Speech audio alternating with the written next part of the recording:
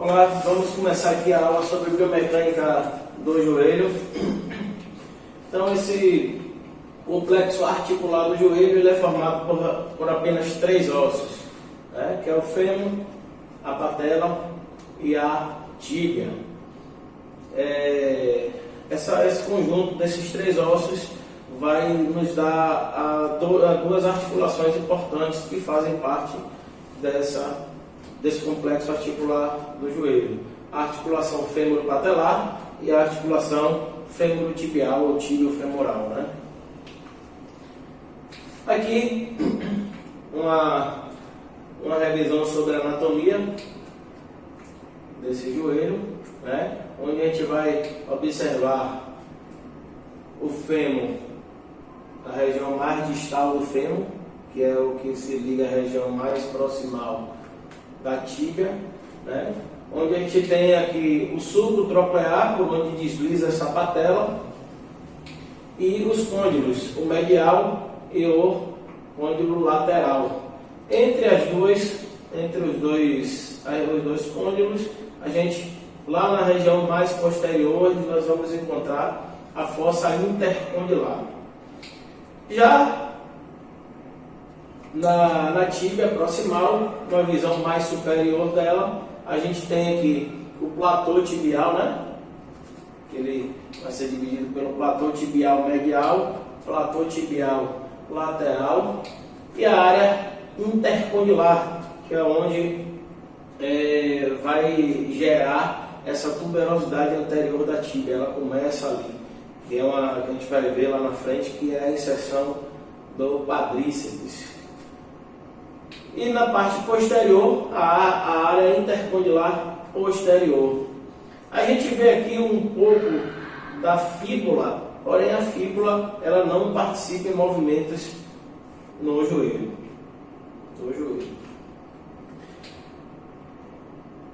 Aqui a gente vê a patela, né? Onde na sua face mais externa, a face mais anterior, e aqui a face mais interna, que é a face mais posterior. Essa face é a que forma a articulação fêmuro-patelar junto com o fêmur, né? Então, o joelho, ele tem por si só, ele é uma articulação que, por sua conformação óssea, ele tem uma instabilidade evidente, né? Porém, para que esse joelho não tenha essa estabilidade, aconteça inúmeras luxações, a gente tem aqui o sistema ligamentar que envolve esse joelho, né? Que ele é formado por um ligamento muito conhecido, que é o ligamento cruzado anterior, né? Atrás dele temos o ligamento cruzado posterior. Nas laterais, tanto na lateral quanto na medial, a gente encontra 2 ligamentos importantes também para impedir que o joelho vá tanto para a medial quanto para a lateral, e são os ligamentos colateral lateral e o ligamento colateral medial.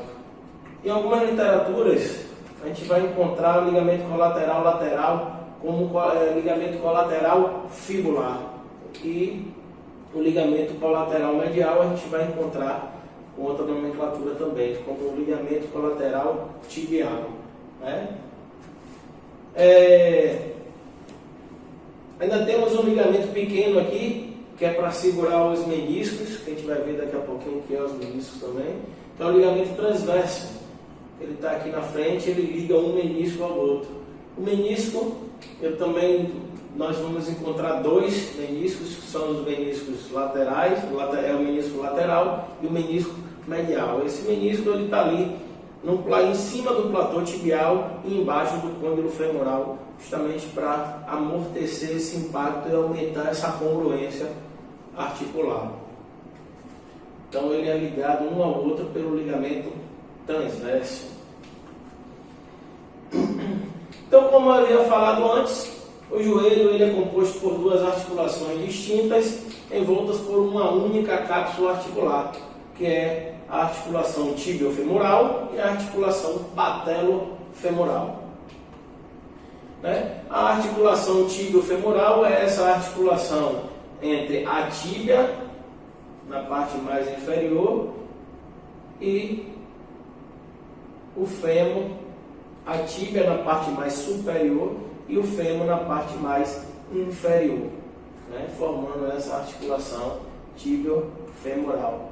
E aqui a gente tem a articulação fêmuro-patelar, o patelo-femoral. Isso depende muito da literatura, mas é a mesma articulação, né? Formado pela patela e pelos côndilos femorais.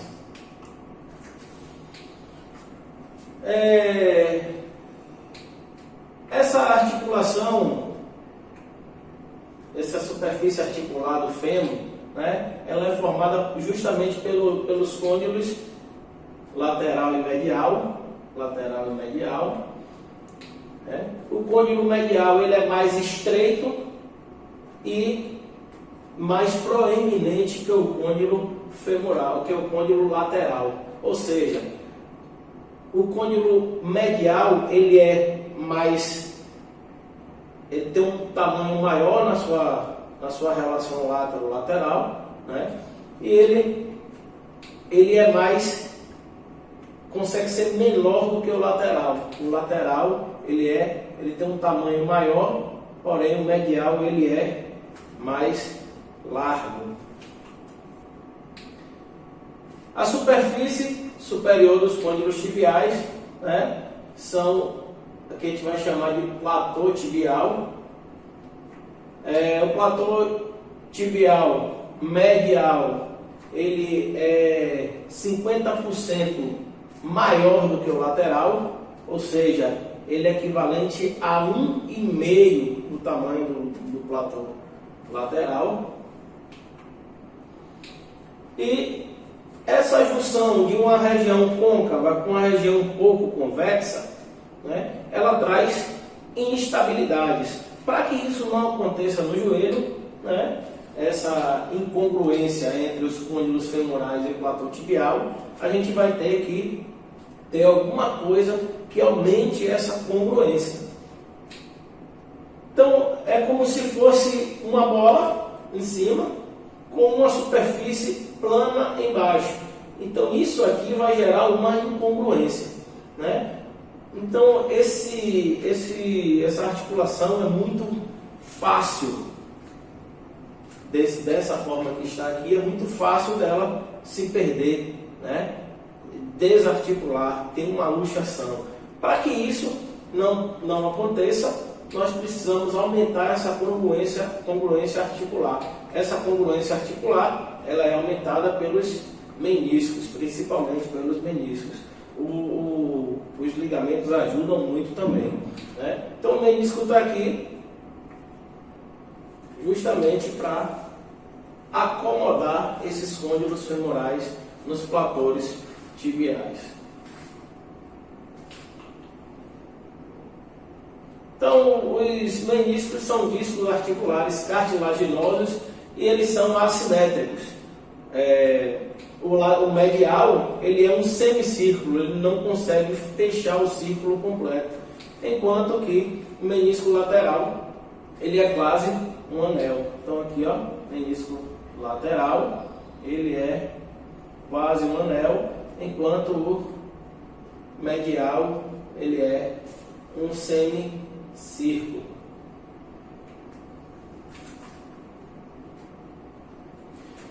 Os meniscos são fibrocartilagens, né, que eles estão ali para aumentar essa congruência no joelho e também amortecer esses impactos, essas forças de compressão, né, proporcionada principalmente pela gravidade, pela ação da gravidade. Então esses meniscos ele têm uma forma de cunha. Então eles na verdade aumentam essa concavidade para que os côndilos se adequem ao platô tibial. Eles são fixos na região intercondilar pelos seus cornos anteriores e posteriores, né? Na parte mais anterior tem um corno posterior, corno anterior, e na região lá de trás eu vou ter um corno posterior. No meio, entre uma região e outra, a gente vai chamar de corpo do menisco. Os cornos anteriores estão ligados pelo ligamento transverso. É o que a gente viu nessa imagem aqui.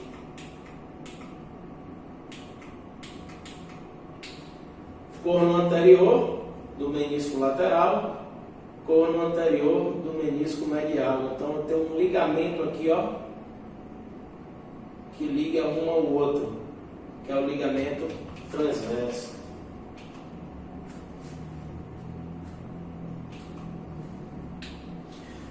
Então as funções do menisco. Os meniscos eles são muito importantes para poder dar essa estabilidade ao joelho, diminuir essas cargas tensionais a esse joelho. Então ele diminui o estresse compressivo na articulação tibiofemoral, né? Sem ele eu vou ter contato das duas articulações, dos dois ossos, né? Das duas cartilagens ósseas, e aí provavelmente eu teria um aumento desse desgaste dessa cartilagem. Ele serve também para estabilizar a articulação durante o movimento. Ele estabiliza, por aumentar a congruência articular, ele vai dar estabilidade a essa articulação. Então, com isso, ele vai diminuir a fricção e guiar essa artrocinemática do joelho. Ele também diminui a pressão na cartilagem, porque eu não vou ter contato de uma cartilagem do côndilo femoral com a cartilagem do platô tibial, e eles suportam cerca de 50% da carga total imposta aos joelhos. Então é ele que segura 50% do peso corporal da gente, né? Os outros 50% temos outras estruturas como músculos, como as cartilagens em si. Então, o papel do menisco, né, é aumentar essa congruência aqui, ó, menisco, certo? Ele dissipa essas forças aumentando essa congruência, fazendo com que dê essa estabilidade.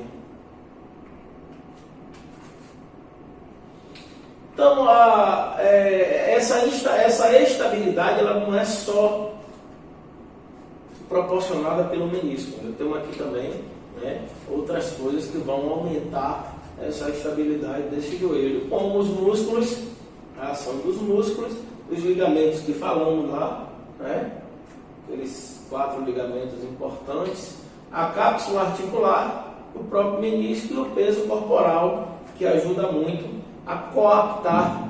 Toda vez que pisamos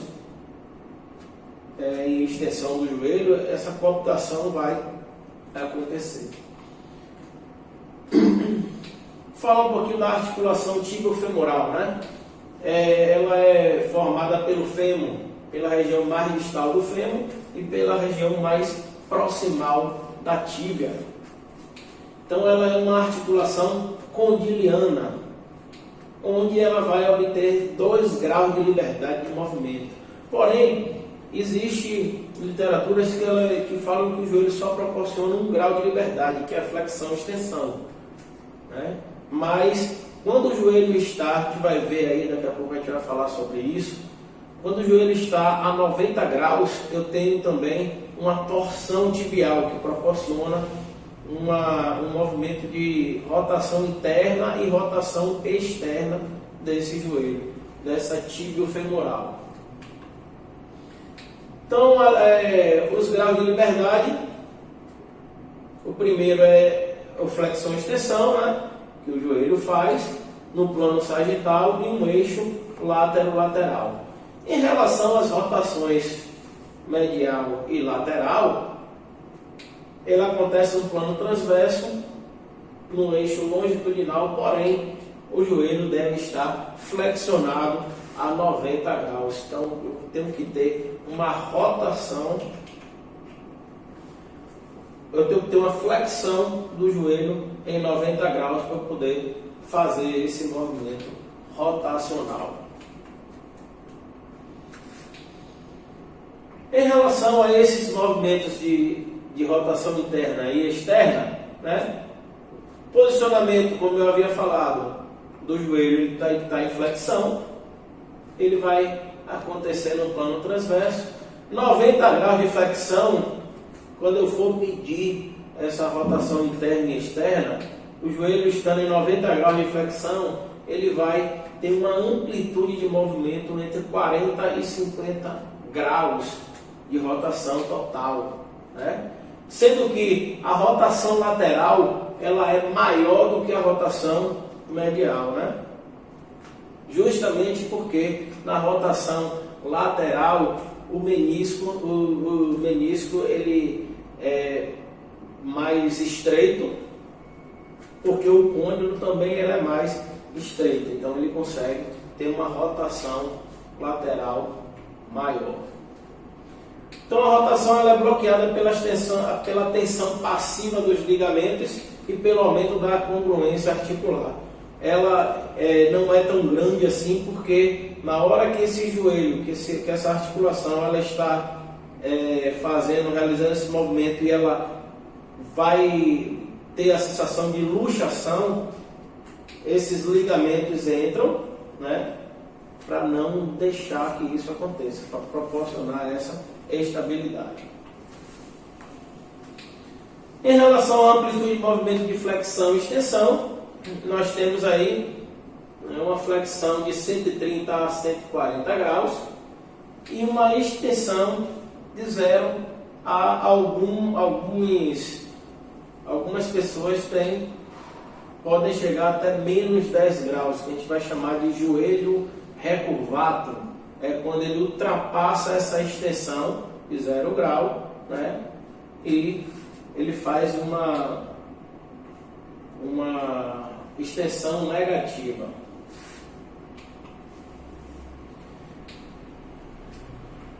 Na flexão ativa, para iniciar a flexão, o joelho tem que ser destravado, né?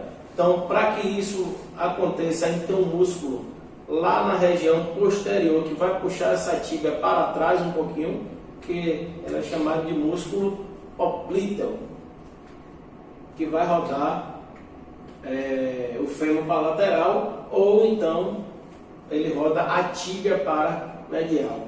E aí ele proporciona esse destravamento do joelho para que aconteça essa flexão ativa. Numa extensão ativa, a tíbia vai rolar e deslizar para a anterior. Então, aqui eu tenho a tíbia, né? Quando ela está fazendo uma extensão, ela rola e desliza para frente. Os meniscos também são puxados para frente para acompanhar ela, para poder esse movimento acontecer. Isso que faz é o quadríceps. O quadríceps é responsável por puxar todo mundo para frente. Então a tíbia, os meniscos, certo? Então ele vai rolar e deslizar para a anterior, e os meniscos acompanham esse movimento. Em relação à flexão, quando a gente tem uma cadeia cinética aberta, né, o fêmur como ponto fixo e a tíbia como ponto móvel, quando o fêmur ele está fixo e quem movimenta é a tíbia, temos uma cadeia cinética aberta. Então, durante o movimento de flexão, o que é que vai acontecer? Rotação interna e posterioridade da tíbia. Quando eu faço essa flexão, essa tíbia ela vai rodar internamente e vai ser puxada para trás, né? Quem vai fazer esse papel de puxar essa tíbia para trás são os isquiotibiais, que daqui a pouco vamos ver esse grupo muscular. Então, os meniscos eles vão posteriorizar também, como eu falei antes. Os meniscos sempre acompanham a tíbia, né? Eles vão para trás. E o medial, devido ao músculo semimembranoso e o LCP, né? E o lateral, devido ao músculo popliteo. Então, quem puxa o menisco medial é o semimembranoso e o ligamento cruzado posterior, e o menisco lateral, quem puxa é o músculo poplíteo. Esse é a ação que puxa ele para trás, para deslizar para posterior. E a patela ela vai inferiorizar e medializar, né? Então ela vai para baixo e para o centro da patela, né? Para a medial. Já na cadeia cinética fechada, a tíbia ela tem um ponto fixo, enquanto quem se movimenta é o fêmur. Então aqui a tíbia ela está fixa, parada, certo? E a movimentação é pelo fêmur. Isso é a cadeia cinética fechada. Durante o movimento de flexão vai ocorrer, né, um rolamento posterior e deslizamento anterior dos côndilos femorais sobre o platô tibial, né? Então quem vai não é mais na cadeia cinética fechada, não é mais a tíbia que se movimenta, e sim é o fêmur. A tíbia está fixa. Então o que é que esse fêmur vai fazer? Vai rolar para trás e deslizar para frente. Então ele rola para trás e desliza para frente. Então o deslizamento anterior dos côndilos femorais ocorre devido à tensão do LCA. O LCA, quando eu começo a fazer a flexão, o LCA ele começa a ser tensionado. Para essa tensão diminuir, ele puxa esse fêmur para anterior. Quando o fêmur gira posteriormente sobre o platô tibial, que isso vai acontecer. Ele vai girar e na hora de deslizar ele vai para frente, ele vai girar, né, para trás. Então na cadeia cinética aberta, o fêmur ele é um ponto fixo e quem se movimenta para frente é a fíbula. Enquanto que na cadeia cinética fechada, o ponto fixo agora é a tíbia. Então o fêmur que tem que se movimentar. Então ele desliza ou ele gira para anterior e desliza para posterior.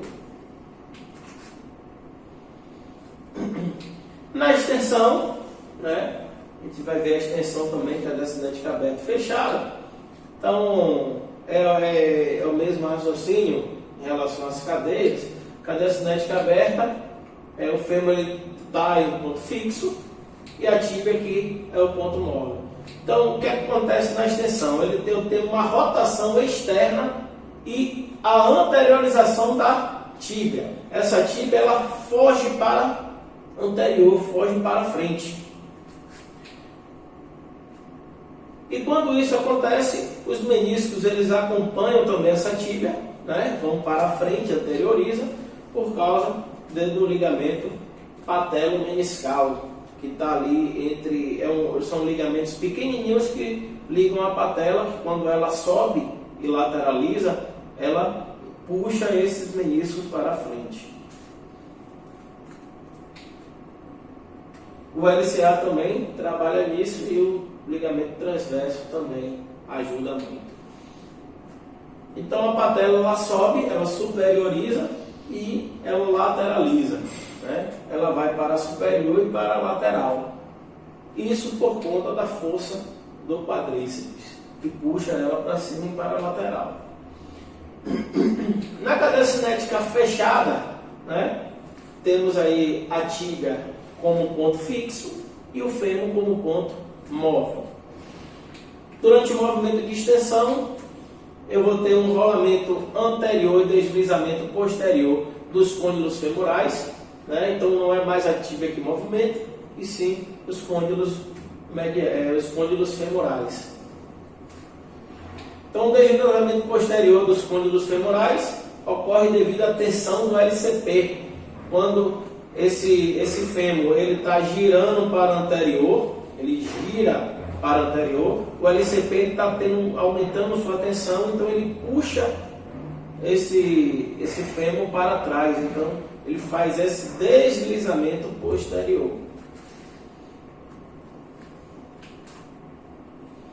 Então aqui na cadeia cinética aberta, né, eu tenho o fêmur como ponto fixo, então na extensão ele vai, a tíbia vai para trás, enquanto que na cadeia cinética fechada, o fêmur ele vai para frente, a tíbia fica no ponto fixo, parado.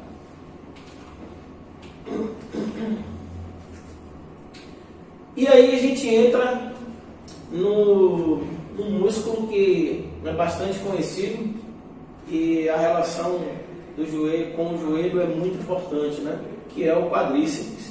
Qual é o papel do quadríceps nesses movimentos de flexão e extensão, principalmente no de extensão, né? É direcionar o rolamento dos côndilos, é ele que vai direcionar. Se for em cadeia cinética aberta, ele vai puxar essa tíbia para frente, né? E ele vai deixar fixo os côndilos femorais. E se for uma cadeia cinética fechada, é ele que vai fazer com que esse fêmur se movimente, esses côndilos femorais se movimentem. Então ele além dele direcionar esse rolamento dos côndilos, ele vai estabilizar os meniscos. Ele vai dar estabilidade aos meniscos. Os músculos que fazem parte do quadríceps, eles são muito importantes também para dar estabilidade ao joelho. Então, ele estabiliza o menisco justamente para proteger contra o cisalhamento causado pelo deslizamento do fêmur. Então, toda vez que o fêmur desliza, ele tem um contato com a região mais inferior, né? E aí ele causa uma força de cisalhamento. Isso vai proporcionar lesões, principalmente desgastes articulares. E aí o que ele faz? O menisco, como estabiliza, ele protege os meniscos, ele deixa ele quietinho, o menisco quietinho, para poder não ter essa força de cisalhamento. Já a superfície articular da patela, ela está na sua região mais posterior, né? A patela é um osso que tem uma forma muito próxima de um triângulo, que ela é encaixada no tendão do quadríceps. A patela, ela é classificada como osso sesamoide, ela não tem uma forma definida. Porém, a gente vê que ela tem um formato um pouco parecido com um triângulo de cabeça para baixo, né? Onde a sua base é em cima e o seu ápice é embaixo. Então, por isso que a gente diz que a patela está de cabeça para baixo. Então, ela apresenta uma base curva, que fica na parte superior. Geralmente, base fica embaixo. Então, por isso que eu falei que ele é um osso que está de cabeça para baixo. E um ápice que fica na região mais inferior.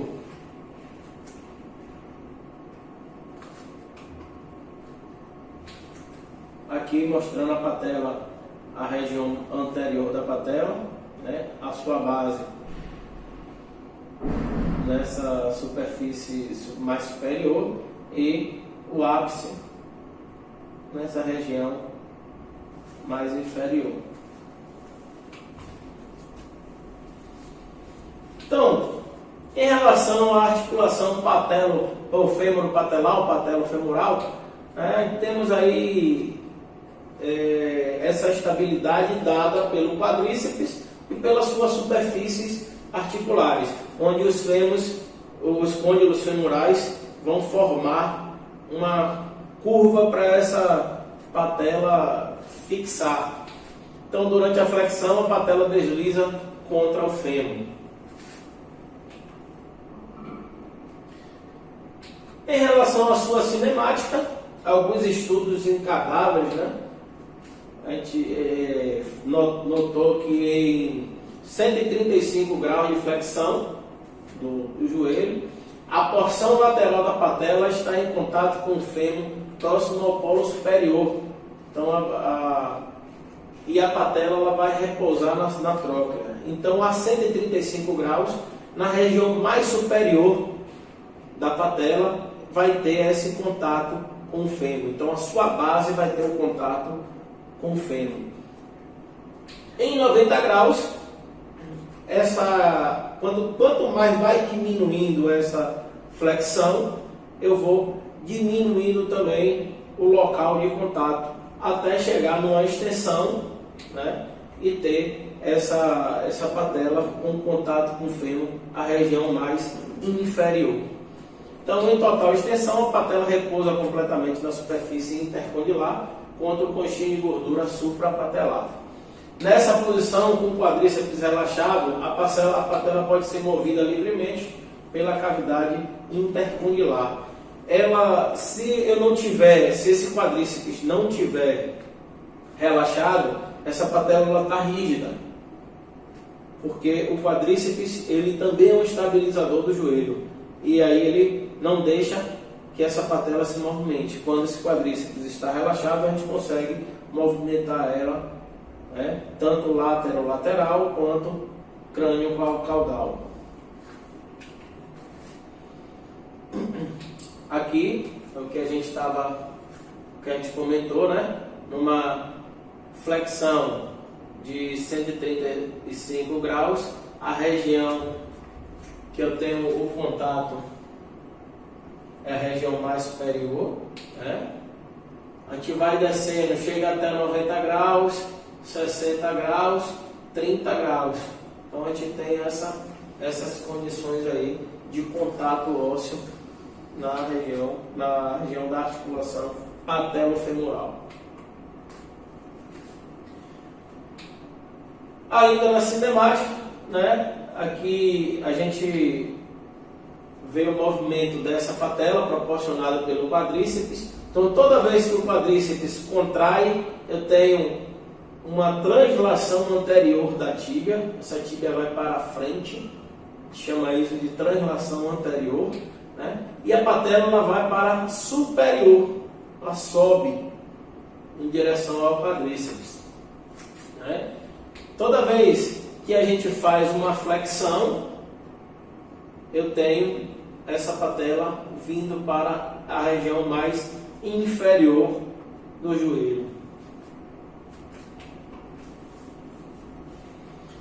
Então, o aumento da flexão leva ao aumento de forças compressivas. Quanto maior for essa flexão, maior vai ser a força de compressão entre a patela e o fêmur.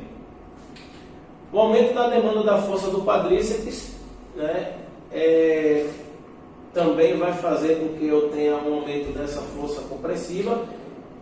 Então, essa articulação ela sofre muito quando a pessoa sobe escadas ou faz o agachamento, né? Porque eu aumento essa força compressiva no quadríceps e eu aumento essa força contrátil no quadríceps, e essa patela, essa fêmuro-patelar, ela vai ter um aumento dessa força compressiva. Então, aqui é um comparativo da ação do agachamento nessa articulação fêmuro-patelar, né? Então, a diminuição do ângulo entre as forças vai aumentar a magnitude do vetor resultante direcionado entre a patela e o fêmur. Ou seja, toda vez, quanto menor for a extensão, né, menor vai ser a força resultante. Se eu aumentar essa flexão, a força resultante, o vetor resultante vai aumentar também. Então, a força compressiva no agachamento ela é muito maior. Então, se eu aqui em extensão, a força compressiva fêmuro-patelar ela é baixa. Se eu flexionar o joelho no agachamento, né, eu vou ter um aumento dessa força compressiva na articulação fêmuro-patelar. Então, o que acontece dentro da articulação fêmuro-patelar? Cada estrutura sozinha exerce a função de puxar a patela medial ou lateralmente, né? Essas forças vão se equilibrar para que essa patela deslize com o mínimo de estresse sobre a articulação. Então, para não ter tanta força compressiva, eu tenho que as forças se equilibrarem. A gente tem uma patologia chamada condromalácia patelar, justamente pelo desequilíbrio desses músculos que aumentam essas forças compressivas. Se houver desequilíbrio entre essas forças, a patela não pode deslizar suavemente nessa articulação e aí ela pode até luxar, se deslocar para fora da articulação. Então, o aumento do estresse pelo funcionamento anormal da articulação pode levar a artrite, condromalácia, luxação patelar e síndrome fêmuro-patelar. Então, aqui estão algumas forças que vão estar orientando essa patela no seu movimento. Porém, lembrando que para que a gente tenha um movimento biomecânico correto, essas forças elas têm que estar equilibradas, né? Elas precisam estar equilibradas. Então, aqui temos uma força aqui do quadríceps, né? Para cima, o ligamento, o tendão patelar para baixo, né? Eu tenho aqui a banda iliotibial que leva ela para cima e para lateral. Eu tenho também o retináculo o retináculo fibular que leva ela para baixo e para lateral, né? O vasto medial oblíquo que leva ela para cima e para medial, e o retináculo medial que leva ela para baixo e para medial. Então, a gente tem que ter um equilíbrio de todas essas forças. Qualquer desequilíbrio aqui vai trazer um prejuízo biomecânico muito importante a essa articulação fêmuro-patelar. Ligamentos. Eles são responsáveis por dar estabilidade a essas articulações, a essa articulação. Eles resistem ou controlam a extensão excessiva do joelho, o estresse em valgo ou varo. Esse é mais específico para os colaterais, tanto lateral quanto medial.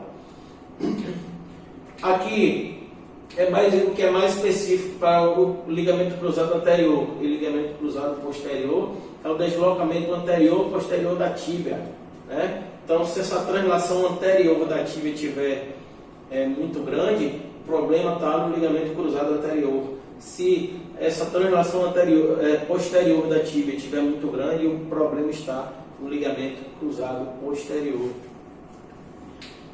As rotações medial e lateral da tíbia também, a gente tem aí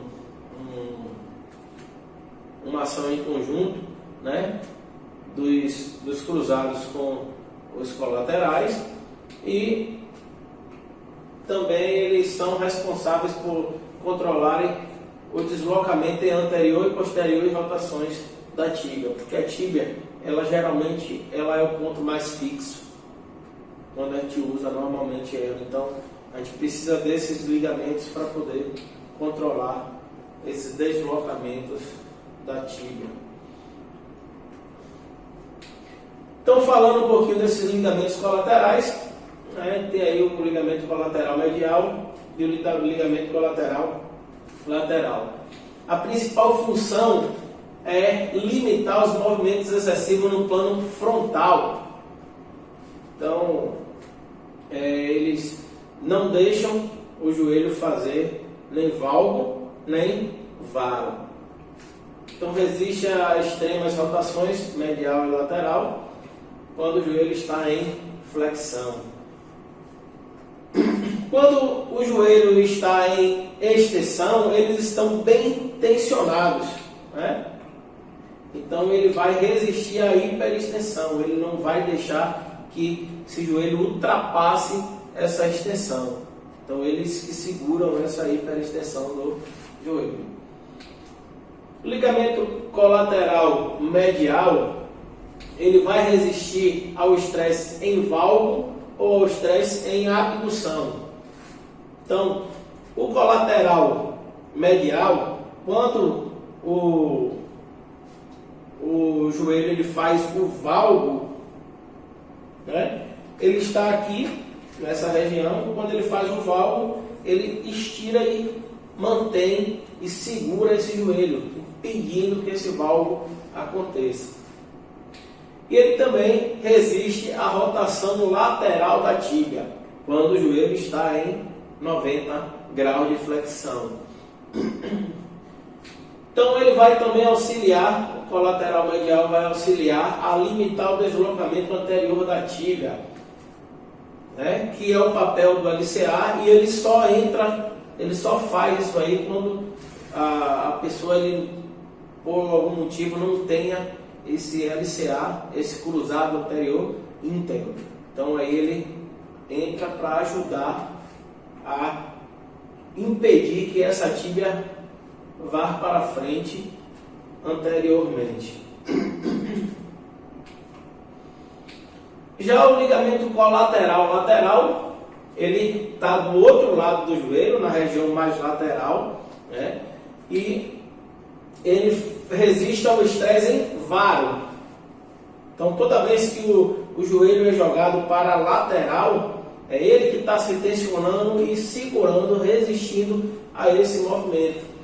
Então, ele limita a rotação lateral da tíbia, quando o joelho está a 90 graus, e a combinação de rotação lateral e deslocamento posterior da tíbia, também ele faz essa resistência. Os ligamentos cruzados, eles geram uma maior resistência às forças de cisalhamento antero-posterior, né? Então, são esses ligamentos cruzados, tanto anterior quanto posterior, que impede, que limita essa tíbia de estar se movimentando para frente e para trás. Atuando juntos, quando os dois, né, os cruzados, tanto o cruzado anterior quanto o cruzado posterior, eles atuam juntos, vai resistir a todos os movimentos extremos do joelho. Eles não se recuperam sozinhos, são fibrocartilagens que ligam um osso ao outro, eles não são vascularizados, portanto eles não têm uma cicatrização. Então, toda vez que acontece uma ruptura do ligamento, eles precisam de uma cirurgia, né? Essa cirurgia a gente vai ver lá em ortotrauma.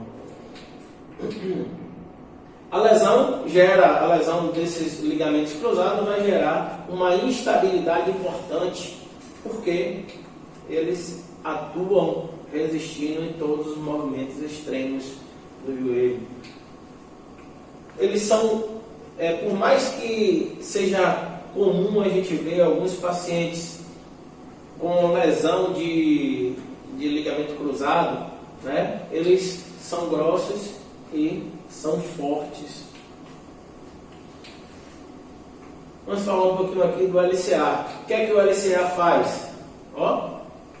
Então, a principal função dele é impedir a translação anterior da tíbia, impedir com que essa tíbia vá para frente e saia e perca esse contato com o fêmur. Então ele impede. Então é isso que ele dá essa estabilidade, porque ele impede, ele limita esse movimento de translação anterior da tíbia.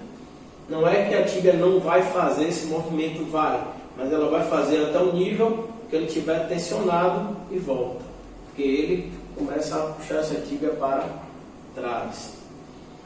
Quando se tem uma lesão desse ligamento, aqui a gente tem um teste chamado gaveta anterior, onde a gente faz essa força para a anterior e essa tíbia, ela vem, acompanha esse movimento, né? E aí acontece também uma hiperextensão, onde esse joelho ele ultrapassa, aqui uma extensão normal e aqui é uma hiperextensão. extensão, né? Isso é indicativo de uma lesão desse ligamento cruzado anterior.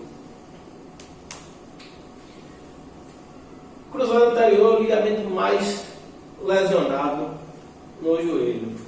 Então, aí praticamente 75% das lesões ligamentares do joelho são referentes ao ligamento cruzado anterior. Porém, em alguns casos, o cruzado anterior ele tem a lesão e ele é associado a outra lesão de uma outra estrutura, podendo ser outro ligamento ou os meniscos, né? Então podem ocorrer associadas lesões a outras estruturas como colateral medial e menisco medial. Então o LCA ele gera 85% da resistência total passiva à translação anterior da tíbia. Ou seja, toda vez que eu puxo essa tíbia para frente, 85% da força de não deixar essa tíbia ir para frente é do LCA, é do ligamento cruzado anterior.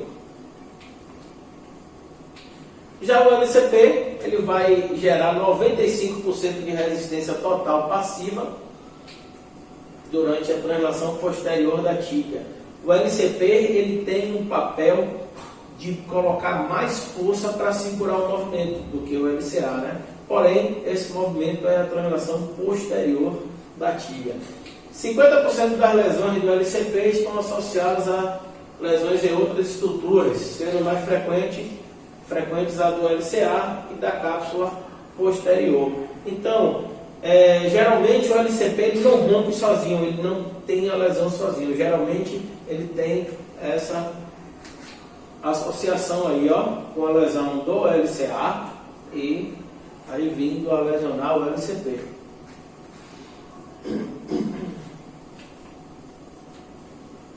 É quase impossível estabilizar efetivamente o joelho unicamente com as forças musculares ativas, quando na presença de um rompimento substancial dos mecanismos de contenção passiva.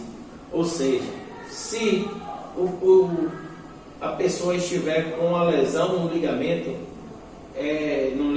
principalmente os cruzados, é impossível ele ter estabilidade. Então precisa de uma intervenção cirúrgica para colocar um outro ligamento ali naquele local. Os músculos. Vamos começar pelos extensores, né? Que proporciona essa extensão. Eu tenho aqui o músculo quadríceps, que é formado pelo reto femoral, vasto lateral, vasto intermédio e vasto medial, né? Em algumas literaturas eu tenho fibras em diferentes direções no vasto medial, que a gente vai chamar de vasto medial oblíquo, e no vasto lateral, que a gente vai chamar de vasto lateral oblíquo. Se une em um tendão comum, todos esses quatro músculos vai se unir a um tendão, que é o tendão do quadríceps, até a patela. Passando da patela, ele já muda o nome e vai ser chamado de tendão patelar. Então vamos entender o que o quadríceps faz aqui, ó. O quadríceps é como se fosse um guincho, né? Onde eu tenho aqui a patela como a polia para poder esse movimento de extensão acontecer. Então aqui o pé, né? Realizando a extensão, ele traz a tíbia para frente, ela desliza anterior e aí, ó, ele puxa essa tíbia, o quadríceps puxa essa tíbia para anterior e realiza essa extensão. Aqui a mesma coisa, quadríceps relaxado, uma flexão de 90 graus, ele começa a contrair e aí eu tenho uma extensão completa com a força muito grande aqui do quadríceps. Os músculos que fazem a flexão do joelho é o semimembranoso, semitendinoso e o bíceps da coxa, que eles são conhecidos como isquios tibiais. um grupo muscular, né, chamado de isquiotibiais. Quem ajuda a essa flexão também? O sartório, o graço, poplíteo e o gastrocnêmio. O gastrocnêmio, por mais que ele fique na região posterior da tíbia, mas os seus tendões eles ultrapassam a região posterior do joelho e ajudam nessa flexão. Para fazer a rotação, as rotações tanto medial e lateral, como eu havia falado, o joelho ele só faz a rotação medial e lateral em 90 graus de flexão. Então, eu preciso, para fazer esse movimento de rotação lateral e medial, eu preciso desses mesmos músculos flexores, né?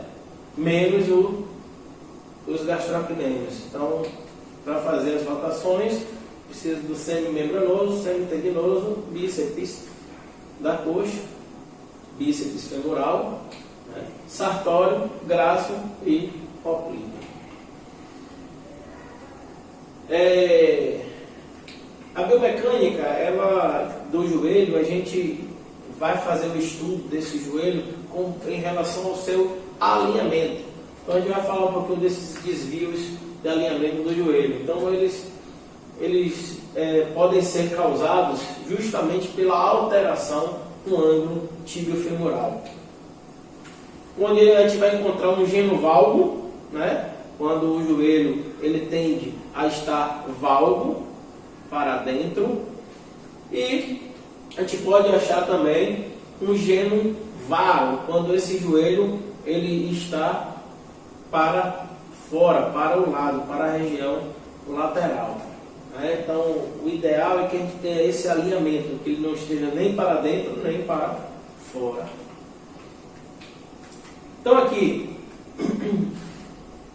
a gente vê um joelho normal, certo? Onde eu tenho todas as estruturas normais, um bom alinhamento do joelho. Aqui eu tenho um joelho varo, onde esse joelho está apontado para fora. E aqui eu tenho um joelho valgo, quando esse joelho eles estão apontados para dentro, né? Contato maior e a abertura aqui,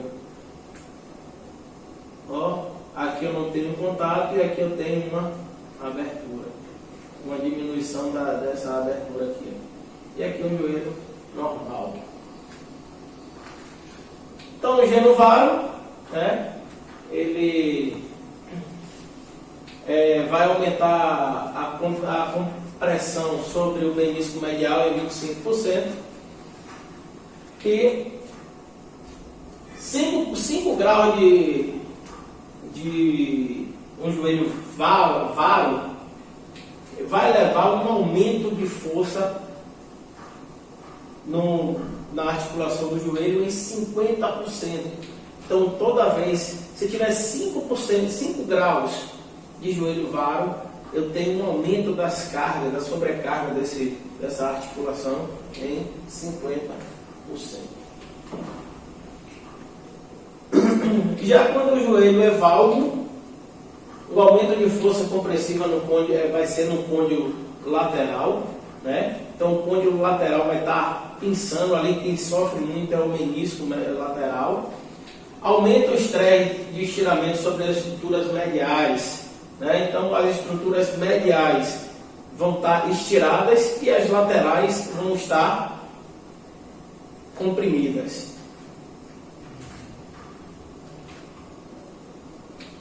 E assim a gente encerra essa aula de biomecânica do joelho.